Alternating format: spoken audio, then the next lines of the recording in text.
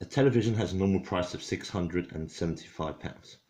In a sale, the price is reduced by 32%. Work out the price of the television in the sale. Now, I always like to do a percent bar whenever I do any percent questions. It just makes sense to me. On this side I put my percent, and the top of my bar is always going to be 100.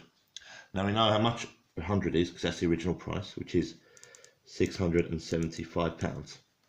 Now the sale price is reduced by 32. Because it's reduced, it's going to be less. So I'm going to take off 32% off the top. Okay. Now because it's a calculator paper, I'm just going to do the calculator. So it's 100 minus 32, which is 68. So this is 68%. So you have to ask yourself, how do I get from 100 to 68 by timesing or dividing? Now 68 isn't a factor of 100, so I need to go via another number. I'm going to choose to go via 1%. So it's the same as the unitary method. Now to get to 100 to 1, I divide it by 100. And to get from 1 to 68, you times it by 68. So the other side, I've got to do exactly the same.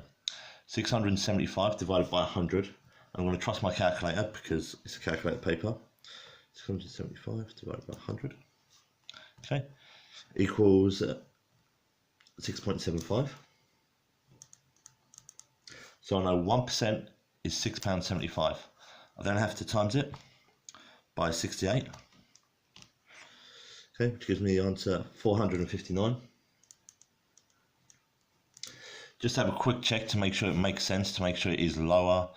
32% is roughly a third. I know roughly a third of 600 is about 200, even though it's a bit more because it's 700. That's about £200 less, so I think that's about right.